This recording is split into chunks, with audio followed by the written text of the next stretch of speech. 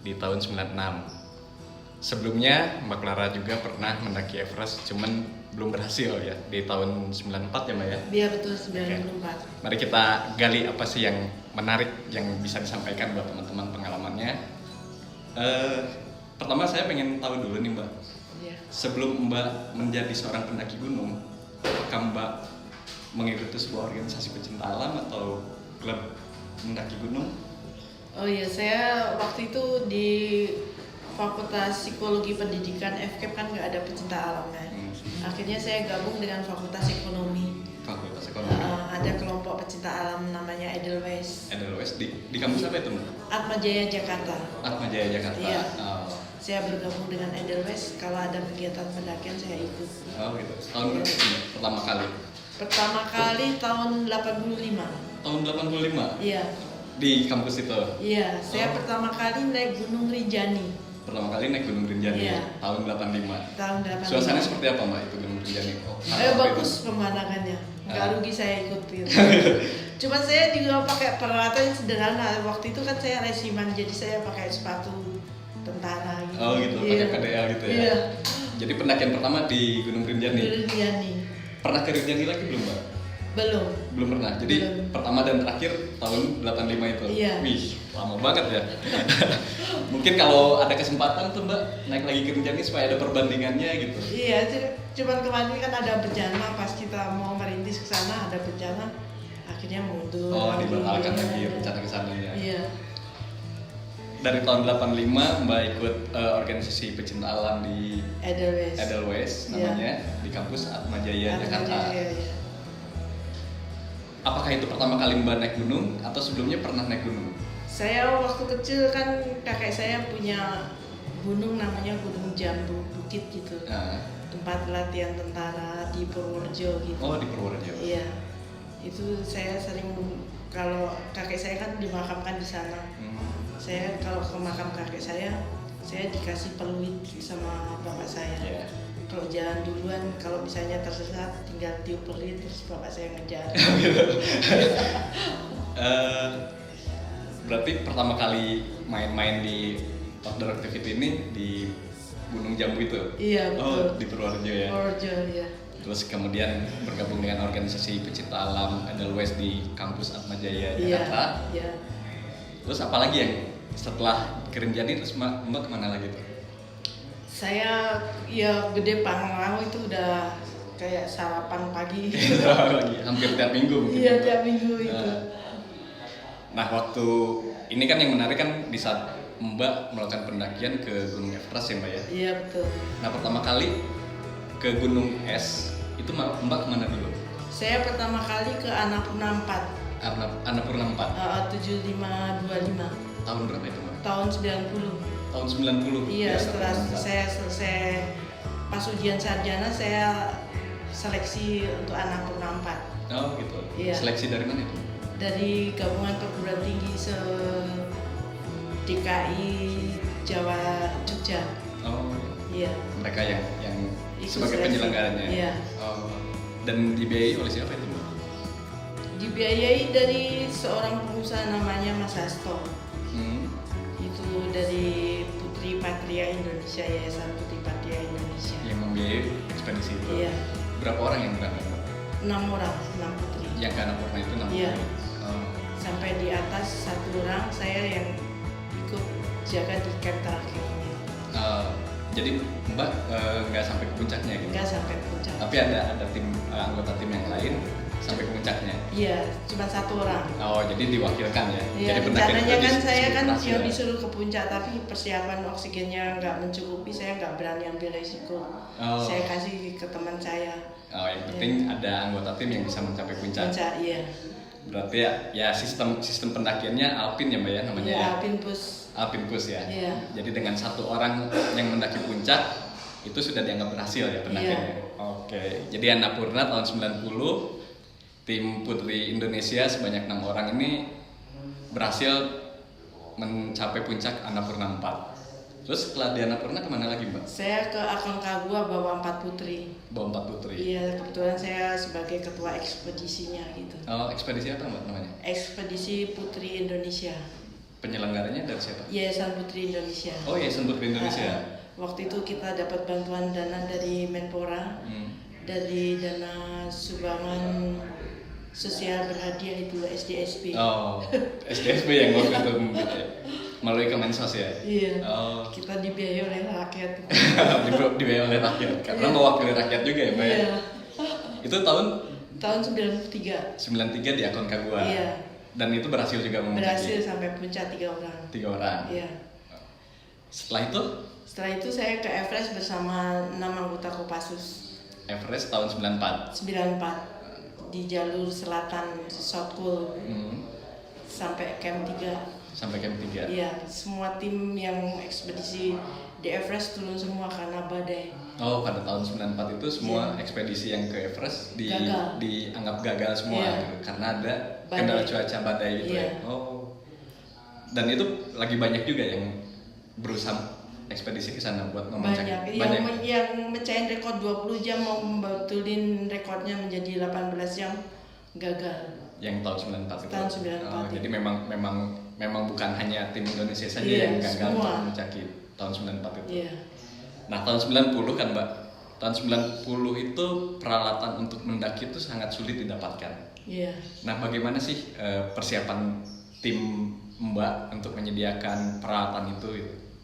Kita tiap hari itu keliling toko di Nepal, di Tamel gitu, untuk mencari peralatan yang memadai. Oh, yang sesuai dengan kebutuhan. Sesuai dengan kebutuhan. Kita pakai seragamnya, waktu itu kan nggak ada baju baru ya. Kita pakai baju bekas semua. Beli di Nepal sana. Beli di Nepal. Di Tamel gitu. Iya. Nah, kalau persiapan di Indonesianya gitu? Persiapan di Indonesia ya seperti biasa, naik turun gunung, terus renang, lari, terus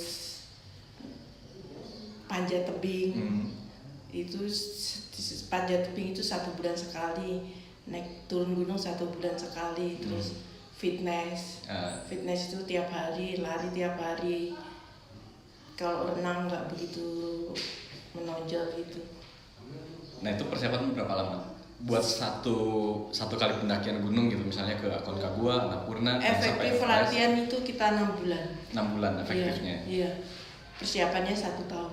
Persiapannya 1 tahun, efektif latihannya 6 bulan, menjelang pemberangkatan. Nah, balik lagi mengenai alat, Mbak. Iya. Kan kebanyakan alatnya belanja di Tamel, Nepal. Di Nepal ya. Iya. Yang Annapurna di Nepal, terus yang ke Everest Nepal juga. Iya. Nah, yang di Aconcagua gimana persiapan peralatannya, Mbak? Aconcagua kita ke Jerman. Oh, belanja di Jerman. Belanja di Jerman. Oh. Itu peralatan baru semua. Baru semua. Tapi gunungnya memang ganas, anginnya sampai nembus tulang. Baju kita masih bisa tembus. Oh gitu. Iya. Memang ngeri Aconcagua itu. Berarti buat peralatan memang tidak beli dulu di sebelumnya ya? Semuanya beli di lokasi di saat kita mau mendaki. Mau berangkat itu kita ke Jerman dulu selama 10 hari untuk persiapan peralatan, tenda segala macam itu. Tenda, carrier, terus baju dingin, sepatu, semuanya. Semuanya beli di negara tempat mau mendaki gitu. Iya. Berarti nggak ada yang dibeli impor, misalnya kita masih di Indonesia terus kita belanja alat itu tidak ada ya? Nggak ada. Karena sulit mungkinnya waktu itu. Susah. Oke, jadi pendakian Everest 94 semua tim ekspedisi seluruh dunia dibatalkan karena pada saat waktu itu terjadi badai di kawasan Everest. Akhirnya tim Putri Indonesia pun membatalkan ekspedisinya di Everest pada tahun 94. Nah, tahun 96 Mbak Clara ini mengulang kembali ya, Mbak ya? Iya, mengulang kembali untuk menapaki Gunung Everest. Dan pada saat itu gimana, Mbak? Berhasil atau tidak ya? Berhasil sampai puncak. Berhasil sampai puncak yang tahun 96 itu. Iya, kita beli peralatannya juga di Jerman gitu. Beli peralatan dari Jerman waktu itu. Iya. Berapa orang yang berangkat, Mbak, timnya? Tim Indonesia cuma 2 orang. 2 orang? Iya. Siapa aja yang Saya dengan Bapak Gibang Basuki dari Kopassus Den 81 anti teror. Oh gitu. Iya. Dan Pak Gibang itu nyampe puncak juga? Nggak nyampe dia. Oh, nggak nyampe, cuma Mbak Claranya aja. Iya, hidungnya berdarah. Oh. Jadi diputuskan untuk tidak meneruskan pendakiannya gitu. takutnya terjadi apa-apa gitu. Jadi hanya sampai di base camp? Di camp 1. Oh, di camp 1 pagi bareng. Iya.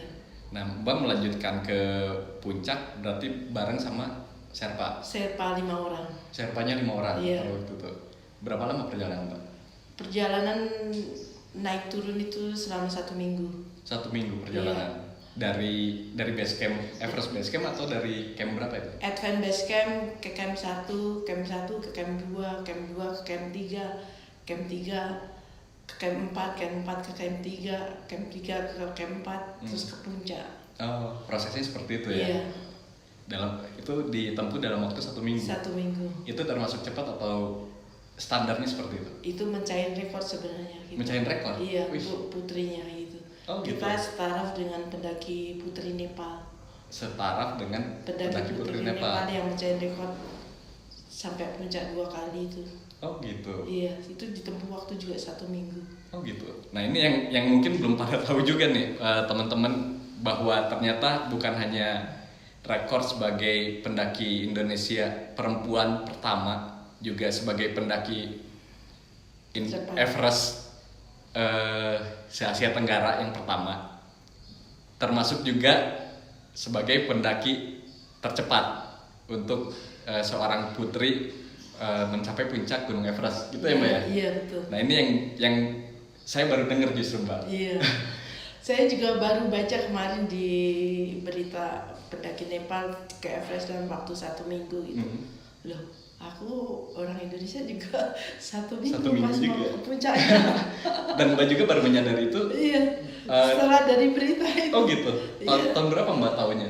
Tahun 2018 Mbak baru tahu kalau Mbak itu termasuk tercepat gitu. Tercepat.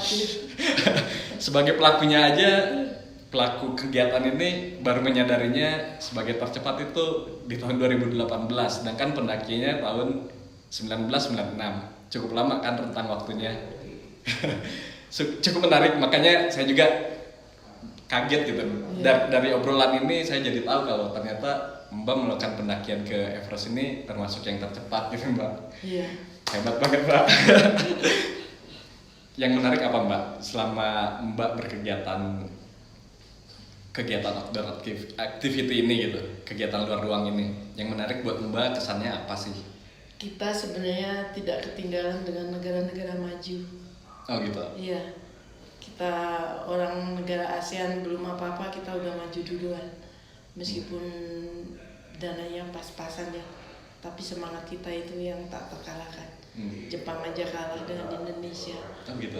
Pendaki Jepang ke puncaknya digendong. Ke puncaknya digendong pendaki Jepang? Iya, digendong sama Sherpa. Indonesia tidak ada yang digendong. Berarti kita udah mengalahkan pendaki putri Jepang. Ya. Pendaki putri Jepang. Iya. Makanya kalau Jepang kalau lihat Indonesia agak gimana. Ada yang lebih gila lagi ya Mbak ya. Indonesia nggak ada yang digendong, sampai bawah nggak ada yang digendong itu. Kalau pendaki pendaki Jepang ke puncaknya digendong sama Sherpa. Nah sekarang Mbak punya rencana apa sih ke depan? Apalagi Mbak kan sudah tidak terbilang muda ya Mbak ya, untuk sebagai pendaki gunung gitu. Tapi Mbak masih semangat untuk mendaki gunung. Mbak punya rencana kemana lagi? Rencana ke Merapi. Merapi di Nepal. Iya. Untuk orientasi medan, untuk di medan es gitu. Sekalian juga menggaungkan bahwa dalam situasi pandemi kita pun masih bisa berbuat untuk bangsa ini gitu. Iya. Dan kebetulan didukung oleh pemerintah Nepal. Di sana juga udah dibuka pendakian untuk ke gunung-gunung es gitu. Di Nepal. Di Nepal. Gitu. Jadi rencananya kapan? Rencananya bulan September 2021. Iya. Jadi tahun ini, September ini. Iya. Persiapan apa yang sudah disiapkan sama Mbak? Iya, latihan seperti biasa. Naik turun gunung. Terus panjat tebing. Terus lari. Terus fitness. Kemudian renang juga gitu. Jadi aktivitas latihan fisik ya? Iya. Nah persiapan non fisiknya apa aja Mbak ya? Non fisik juga kita menyiapkan untuk perlengkapannya yang memadai gitu loh. saya mau mencoba produk Indonesia. Mau pakai produk Indonesia buat naik ke Merapi. Iya, bahannya mungkin dari luar negeri tapi desainnya di Indonesia, dikerjakannya di Indonesia. Dengan merek Indonesia juga. Iya. Udah ada belum, Mbak? Ini rencana mau kerjasama dengan Eiger. Oh, dengan Eiger. Iya. Untuk sudah ada kesepakatan? Belum. Baru saya berencana aja. Muka-muka didukung oleh Eigernya untuk merealisasikan rencana ini. Kebutuhan Iya. Mbak buat nanti pendakian. Iya. Saya dulu juga pakai peralatan di Everest jalur selatan itu, jaketnya buatan Indonesia. Oh gitu. Iya. Buatan siapa itu, Mbak?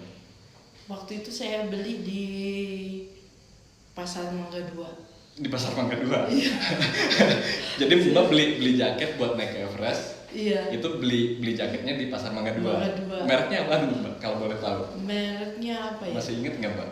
Kayak gambar gajah gitu, mamut apa? Oh, mamut. Itu kan merek luar, Mbak. Iya, mamut Indonesia. Oh, jadi jadi yang Mbak beli itu mamut yang diproduksi di Indonesia gitu ya. Ternyata bukan original lah ya. Iya. Dan ternyata itu berfungsi dengan baik waktu Iya. digunakan di Everest. Iya. Menarik ini, Mbak. Padahal itu waktu itu musim badai. Lagi musim badai juga Iya. waktu itu. Pakai jaket merek mamut yang bukan original gitu. Iya. Tahun berapa itu, Mbak? Yang 94 atau yang 94? 96? Yang 94 ya. Iya. Oh, kalau yang 96 udah produk lengkap. lebih bagus gitu ya. North Face. Pakai North Face. Iya. Oh. Jadi sekarang yang buat ke Merapi ini Mbak berencana ingin menggunakan brand lokal. Iya. Dan sedang penjajakan ya, Mbak ya. Iya. Kasarnya sedang penjajakan Iya. dengan salah satu brand untuk bekerja sama. Iya. Tapi belum ACC. Belum deal ya. Iya. Dimisalkan ada brand yang selain yang tadi Mbak sebut tertarik untuk mensupport Mbak, gimana, Mbak? Saya mau, tapi saya selidiki dulu memenuhi syarat enggak. Oh gitu. Iya. Syaratnya apa aja, Mbak? Yang bisa, yang enggak tembus di suhu minus 40 derajat itu misalnya gitu. Terus apa lagi selain itu? Selain itu juga tahan apa itu enggak tembus air. Waterproof. Iya, Oke. waterproof. Nah, Iya. Itu aja sih. Jadi hanya 2 syarat ya. Iya.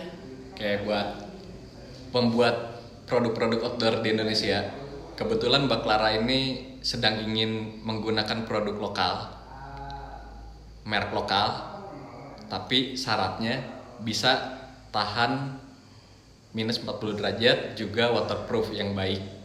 Mungkin ada brand lokal yang bersedia untuk mensupport Mbak Clara akan menggunakannya nanti untuk perjalanan ke Merapi bulan September tahun 2021 ini. Persiapannya udah fisik udah jalan ya, Mbak ya. Sudah. Berarti tinggal peralatannya yang sedang Iya. dipersiapkan. Apa ya? Timnya berapa orang, Mbak? Rencana 4 orang. 4 orang. Iya. Perempuan semua? Perempuan 1. Oh, perempuan 1. 3 laki-laki. 3 laki-laki. Jadi Mbak Clara sama 3 laki-laki Iya. yang akan berangkat ke Merapi. Iya, salah satunya Mang Oben. Oh, sama Mang Oben. Mang Iya. Oben yang punya brand bivak ya, Mbak ya? Iya. Oh, sama Bang Oben nanti. Mudah-mudahan bisa terlaksana nih perjalanan para senior-senior dunia pendakian. Mang Oben ini dia salah seorang produsen juga, produsen produk outdoor. Cuman saat ini beliau lagi sangat fokus dengan riset membuat papan panjat fiber yang lumayan sudah banyak sih digunakan di beberapa instansi pemerintahan juga. Salah satunya dulu saya pernah ikut pasang di Aceh, pasang papan panjat buat Paskhas gitu. Jadi kualitasnya cukup baik juga. Mungkin kalau ada organisasi yang mau membuat papan panjat bisa menghubungi Mang Oben, bisa juga sekalian mensupport ekspedisinya Mbak Clara dan Mang Oben nanti di bulan September 2021 ini. Terus setelah perjalanan Everest, terus sekarang mau melanjutkan ke Merapi, kegiatan setelah dari Everest apa aja, Mbak? Saya lebih banyak ke lingkungan sama konservasi alam. Oh, jadi ya penyuluhan ya? Iya, penyuluhan. penyuluhan tentang lingkungan dan konservasi. Iya. Kegiatannya hanya itu aja? Iya. Atau ada kegiatan lain bekerja atau apa gitu? Saya kerja untuk bikin seragam kantor itu. Oh, bikin seragam Iya. kantor. Batik cetak atau batik tulis itu. Oh, jadi Iya. pekerjaan Mbak jadi kasarnya pengusaha ya Mbak ya? Iya. Jadi pengusaha. Hotel restoran equipment lah. Oh, Iya. Iya. Jadi setelah dari Everest itu kegiatannya pekerjaannya sekarang seperti itu. Iya. Selain tetap melanjutkan hobinya mendaki gunung gitu Iya, ya. betul. Oh. Sama ini bikin tas kulit. Oh. Iya. Gantungan kunci. Gantungan kunci. Iya. Domisilinya di mana Mbak? Di Jogja. Di Jogja sekarang. Iya. Ada workshop atau toko di sana? Ada workshop. Ada workshopnya. Iya. Di mana Mbak? Mungkin ada teman-teman yang tertarik juga berkunjung ke sana. Di Ngadi Negaran. Ngadi Negaran. Iya. Lokasinya gitu. Iya. Kalau di Gmap ada nggak Mbak? Kalau kita cari di Gmap namanya apa? Namanya PUD Put Letter. PUD Put Letter. Iya. Oke. Jadi buat teman-teman yang mau ketemu Mbak Clara sekalian main ke workshopnya, siapa tahu ada produk yang cocok nih dari perusahaannya Mbak Clara. Perusahaan atau apa Mbak ya? Kita Perusahaan sebutnya. kerjasama dengan teman saya itu. Oh, jadi perusahaan kerjasama dengan temennya Mbak Clara. Mungkin ada yang cocok produknya, bisa buat souvenir dan bisa bertemu Mbak Clara buat bertukar cerita apa yang pernah Mbak Clara alami selama perjalanan dunia aktivitinya gitu, outdoor aktivitinya. Yang saya tahu Mbak Clara juga punya buku. Iya, Ya Mbak, betul. jadi buku yang dirangkum dari 25 jurnalis ya Mbak ya? Iya, betul. Nah boleh ceritain nggak Mbak itu gimana? Itu menceritakan pengalaman saya selama perjalanan. Saya bercerita dan ditulis oleh para jurnalis, sekitar 25 jurnalis yang menulis tentang saya gitu. Salah satunya Albert Dinderna yang menulis tentang biografi tokoh-tokoh di Indonesia itu. Oh gitu. Salah satu penulisnya. Salah satu penulisnya itu. Iya. Nah isi bukunya sedikit aja Mbak. Ceritanya tentang apa aja? Apakah hanya cerita tentang Everest yang sempat kontroversi atau ada cerita yang lainnya gitu? Everest kontroversi malah cuma satu artikel. Hanya satu artikel. Iya. Justru yang lainnya bercerita lebih general Iya. lagi gitu. Tentang intelijensi, tentang spiritual. Di dalam buku yang Mbak Iya, bikin itu. iya. Oh, oke. Itu bisa didapat di mana Mbak bukunya? Bisa dibeli di Tokopedia. Di Tokopedia. Iya. Namanya kalau kita cari Indonesia Menjejak Everest. Indonesia Menjejak Everest. Iya. Oke, jadi buat teman-teman yang mau tahu cerita Mbak Clara bisa dibeli bukunya. Namanya apa Mbak tadi? Indonesia Menjejak Everest. Indonesia Menjejak Everest. Cari aja keywordnya di Tokopedia. Clara Sumarwati Indonesia Menjejak Everest. Itu sama juga teman-teman sudah memberikan dukungan ke Mbak Clara yang sudah mencatatkan namanya untuk Indonesia. Itu jadi salah satu support juga buat Mbak Clara karena buat beberapa penggiat yang sudah lama tahulah ceritanya begitu riuh pada saat itu seperti apa kondisinya. Bisa yang baru-baru tahu Mbak Clara siapa, ya mungkin karena masih muda ya. Bisa cari di Google Clara Sumarwati, teman-teman bisa cek ceritanya seperti apa sih sampai menarik gitu. Karena pada saat itu keriuhan seluruh Indonesia itu sangat ramai gitu. Nah salah satunya akan diceritakan juga di bukunya Mbak Clara ini yang ditulis 25 jurnalis. Mungkin bisa jadi meluruskan cerita yang sempat berkembang saat itu. Ada yang ingin disampaikan nggak Mbak? Ini doakan saja semoga film tentang Everest bisa terwujud. Film tentang Everest? Bisa terwujud. Ini ceritanya tentang apa nih Mbak? Yang Tentang biografi perjalanan kayak cerita Laskar Pelangi. Oh gitu. Iya. Ini menceritakan tentang Mbak juga berarti? Iya. Oh gitu. Iya. Siapa yang ininya Mbak? Sutradaranya rencananya Mas Didi Riza. Mas Riri Riza. Iya. Jadi Jadi sekarang persiapan untuk merilis untuk filmnya itu. Untuk filmnya. Iya. Wih, Buku menarik. biografinya itu juga baru disusun gitu. Buku biografi tentang Mbak Clara. Iya. Waduh, siapa penulisnya Mbak? Penulisnya Furkon sama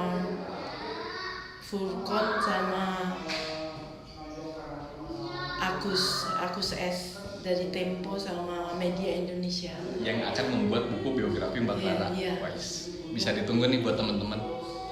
Jadi ada film, ada buku biografi yang mudah-mudahan bisa dirilis ya. Iya. Persiapannya udah seperti apa Mbak sekarang film Mbak? Ini baru penyusunan buku biografinya. Oh, baru nyusun Iya, buku biografinya. mau selesai gitu. Oh, sudah mau selesai. Iya. Udah ada rencana buat rilisnya kapan? Rencana ya setahun lagi itu. 1 tahun lagi. Iya. Jadi Untuk 2002. filmnya itu.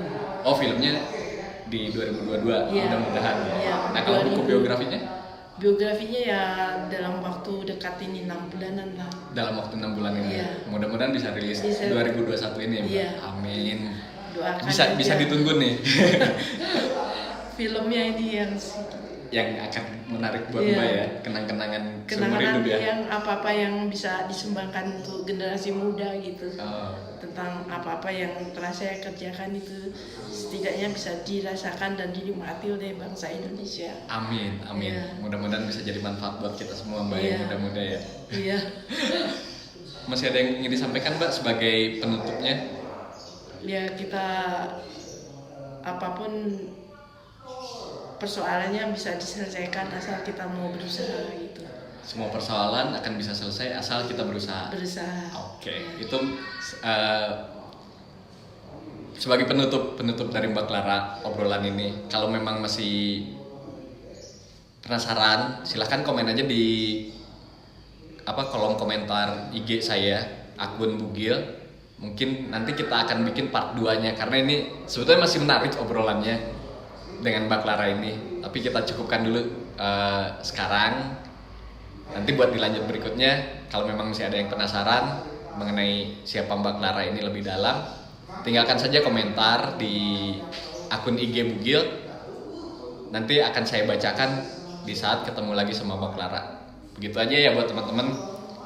Mudah-mudahan ada manfaat buat teman-teman dan kita tidak melupakan sejarah kalau ada seorang perempuan di Indonesia yang pernah mencatatkan dirinya dan diakui oleh seluruh pendaki yang pernah ke Everest, tercatat dalam Everest History sebagai pendaki yang 800 berapa Mbak? 640 berapa itu? 647 atau berapa itu? Oh gitu. Kalau nggak salah di Wikipedia tuh 836 pendaki Everest kalau nggak salah Iya. Mbak. Oh iya. Ya jadi Mbak Clara ini termasuk sebagai pendaki Everest yang ke-839 dari 9.000 pendaki Everest. Jadi bisa dilihat lah kalau orang Indonesia ini mampu gitu. Jangan merasa berkecil hati untuk tampil di kalangan pendaki luar. Gitu ya Mbak ya? Iya. Kita itu nggak ketinggalan sama Jepang gitu. Nah, meskipun kita dijajah, kita itu lebih unggul daripada mereka ya. Iya. Di dunia, khususnya di dunia pendakian ya Mbak ya. Iya. Setidaknya ke puncak nggak digendong. Setidaknya ke puncak tidak digendong. Oke, makasih teman-teman. Sampai ketemu lagi di episode berikutnya. Salam.